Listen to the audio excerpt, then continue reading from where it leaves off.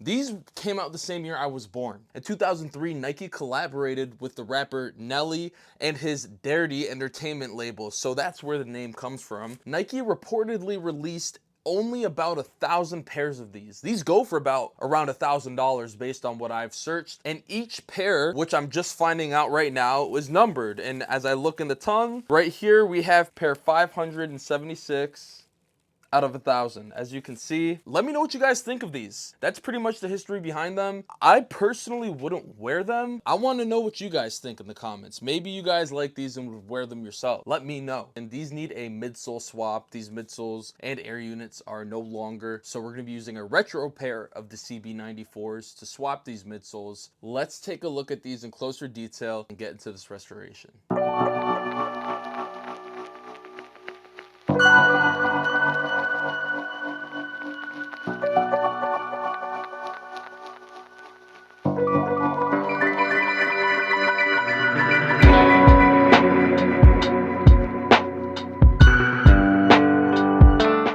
Alright, so if you look here at the patent leather, it's starting to peel up, so we got to be very careful when prepping the uppers here, but I'm just using a scraper tool to help remove any of that excess old crumbled midsole that's stuck onto the uppers, and then I'm using my hyper tough scraper tool to remove all that excess midsole from the soles.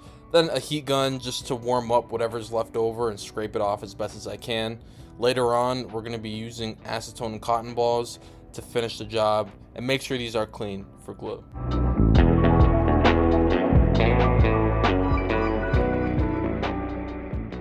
We've got the uppers partially prepped, same thing with the soles. I didn't fully prep the soles as you guys saw because I wanted to do a little measurements to make sure these would line up properly when I bond them back together. Last thing I want to do is go through all this prep work just for them not to bond. That's something that's happened in previous videos if you guys have been around for a little bit. So everything seems to be lining up fine. Measurements seem to be on point. So I should be good to just prep these and use these as planned. But before I do that, let's go ahead and take a look at the donors we're using. We've got a retro pair of these Nike Air CB94s. Air units are blue, they are fully intact, and I am going to be removing the sole, the outsole, and the upper, leaving us with just the midsole. Now, we will be repainting these midsoles to match the original look of these shoes. These little arches right here, I believe, are the only parts we're gonna have to repaint. Or are they all white?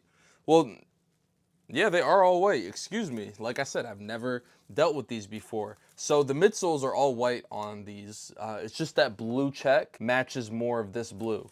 It's more of a royal blue, we can say. This is more of a navy blue.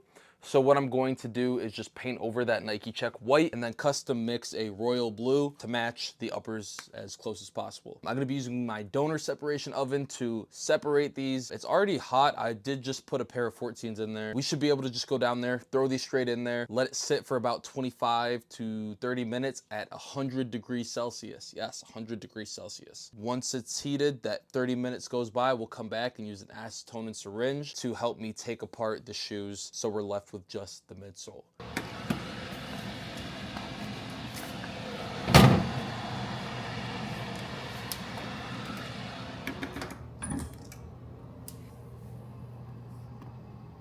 All right, so I'm not gonna lie, it is probably about a week later, but I am back because when I took those donors apart, they didn't end up fitting the upper part of the shoe. And I'll get into why shortly, but as you can see, these shark teeth here are just way too short, and there's no way that midsole is gonna fit the shoe. It's just too thick and wide. Now, normally, I'd be able to do some manual adjustment with my Dremel tool, like I have in previous videos. However, in this scenario, even if I were to Dremel out as much as I can, these are still way too skinny, and these teeth right here are just too short and it wouldn't work. I tried measuring it, I tried thinking it through, doing literal measurements, and it just did not work. So I did my research, came across another restorer's page on Instagram who fixed a pair of these, and I was looking at the photo and specifically at the Nike check. I'll pop the picture up right here. And I was looking at the Nike check on the donor midsole he used, and it was a lot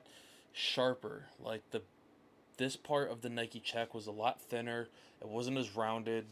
And it started to make me think, okay, did he use a different year release? Maybe one closer to the year that these were released in. Come to find out, the 2015 releases of these shoes are different. The molds are made out of polyurethane. This mold is made out of EVA foam or Phylon. This mold was released in 2023.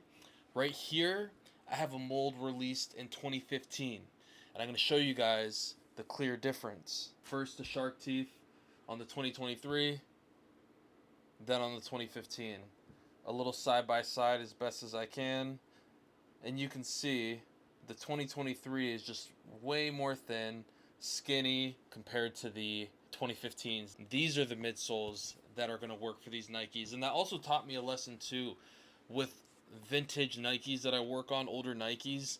If there's a 2023 retro but also a 2015 retro, I guarantee the 2015 retro will work 10 times better than the 2023 90% of the time, because it's closer to the original year release of the shoe.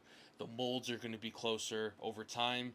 Jordan, Nike changes the dimensions of their shoes, the mold sizes, which is why we couldn't use the 2023 midsole. The client ordered those last week. I messaged him literally right after I took apart the donors and realized it didn't work. I messaged him. We got on a phone call. He was pretty heated, to be honest, on the phone, and I don't blame him. He wasn't heated at me or the process. He was heated more so at himself that he didn't send the right donors from the jump. But I told him not to put too much pressure on himself because he didn't know and I didn't know. This is all part of a learning process and getting better, acquiring new skills underneath my belt, and we figured this out together. So it was pretty awesome, and I'm glad I'm going to be able to finish this restoration for him, because I started to worry a little bit. So I may have to do a little dremeling on the donor midsole where it meets the upper, but that's normal. My main concern is that the shark teeth majority line and the soles line up well.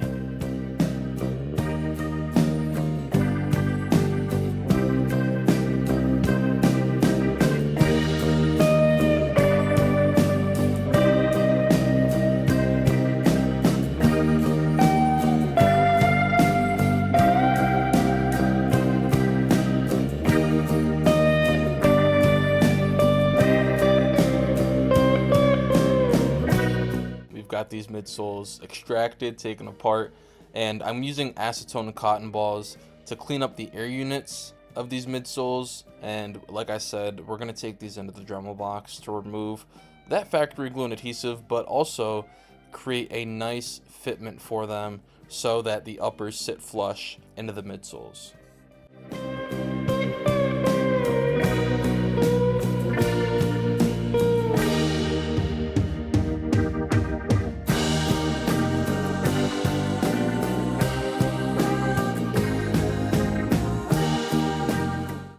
Now the uppers need attention, and this is where precision comes into play, because we do not want to skive off or cut with our X-Acto knife any areas that are not that old weak factory glue and adhesive.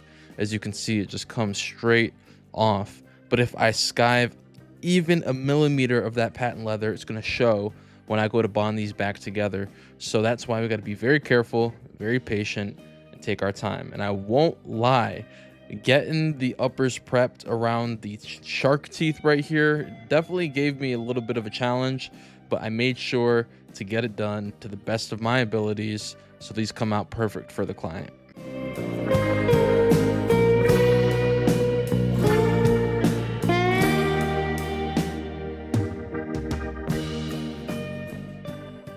Got the midsoles all prepped. It took a little longer than I expected. I think it's because these are a little more aged, so the friction from the Dremel was causing the midsole to become more sticky when I was dremeling it. But the air units were super easy, as you saw, just some acetone and cotton balls. Now I'm going to actually go ahead and clean the midsoles. You can see they're a little dirty, but I do want to clean them up before I go over it with some paint. I'm just going to go over it very lightly with white paint just to make these pop again. I'm going to clean the uppers because the uppers have, you know, some of that old midsole remnants on there from, you know, either when these are being shipped or just being worn, some scuffs there. There's also, too, I want to make this very clear, some of that patent leather is starting to peel back and peel up.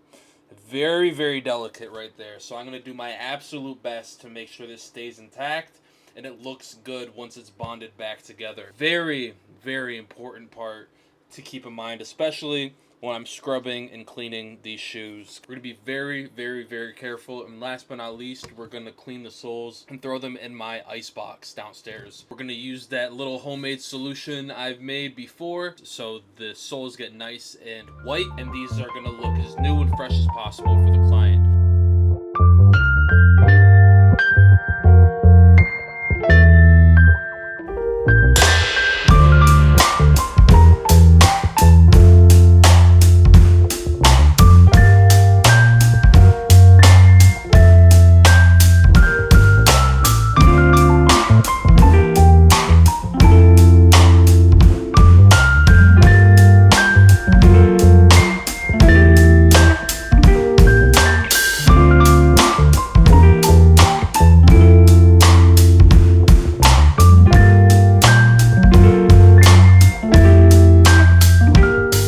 So I cleaned up the uppers using pretty much what it is a magic eraser, but it's a Rejuvenator Power Pack cleaning sponge.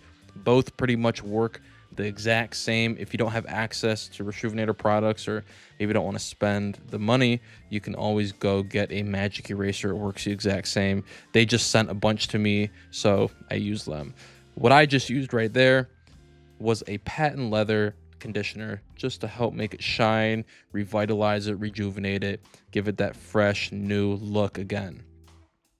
And for these soles, I'm just using the foam cleaner from Rejuvenator and my drill and drill brush attachment. That's all it is. The reason I bought this drill is because it looks cool, but it's a regular drill. You guys can pick up anyone and grab some brush attachment and it will work great. I've got my steam gun to just help steam off any of that caked in dirt and whatever's left over of the suds. After that, we can go use my custom made sole gel. If you guys want to know the formula, maybe I'll tell you. Let me know in the comments. This is much more cost effective. You get so much more and the results are amazing. So we're going to go ahead and throw these in my UV box downstairs. For those who are curious of what UV box I use, you can pause the video and search up that brand and literally purchase the same one off of Amazon.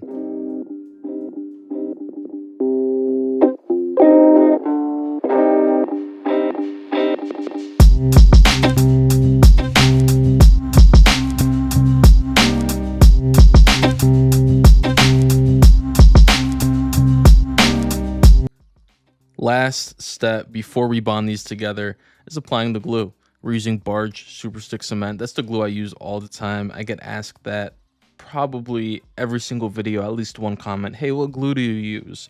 It is Barge Super Stick Cement glue.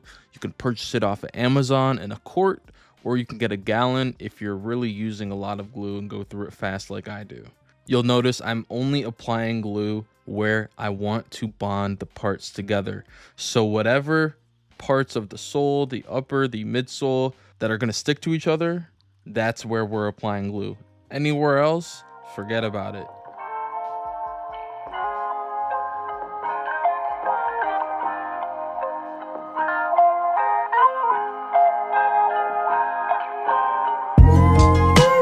If you've made it to this point in the video where I'm bonding these back together, I want to tell you about how these ended up in my hands. So my client really searched for these 20 years and he found them from a seller who originally was selling them on eBay, but due to the condition, once they went through eBay authenticity, they sent them back to the seller. So my client got in touch with that seller personally, was able to actually snag them for a deal, make a connection with the seller, and eventually send them out to me.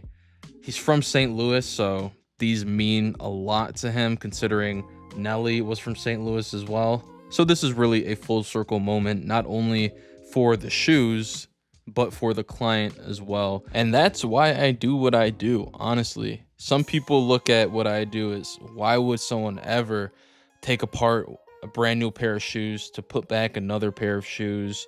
Why would someone pay for a restoration when you can just go buy another pair? it's a lot deeper than that, and there's real meaning and significance behind the shoes I work on. And whether the shoes have significance or historical meaning to them, they may have sentimental value to the person sending them in. And that, beyond everything else, is why I do what I do. Because if I can make someone feel good, make their lives better, bring light to their feet, and that makes me feel very good inside, and the reason I do what I do. As time goes on, I only grow more grateful and appreciative for the people who trust me with their shoes that mean so much to them.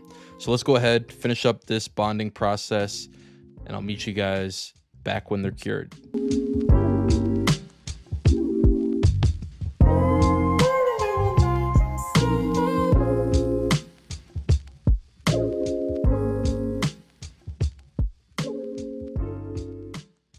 So we've got these guys all laced up, they're cleaned up, and they are ready to be put on display or put back on feet.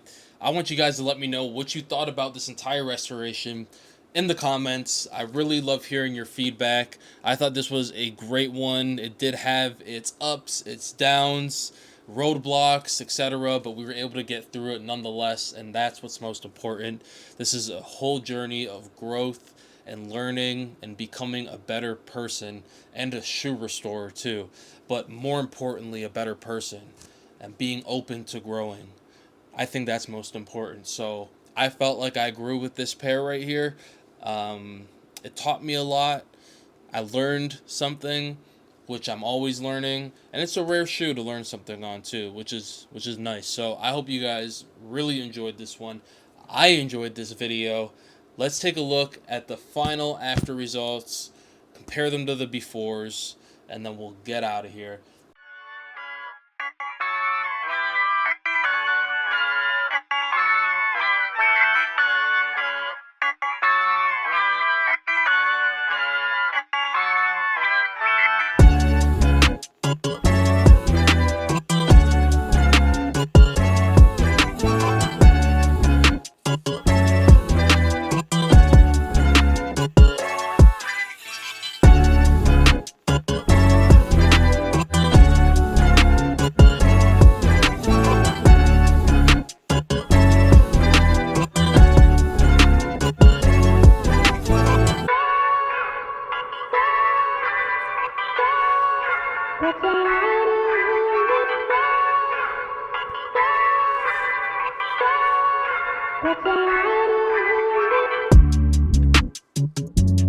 Be sure to subscribe if you enjoyed the video. Drop a like, drop a comment.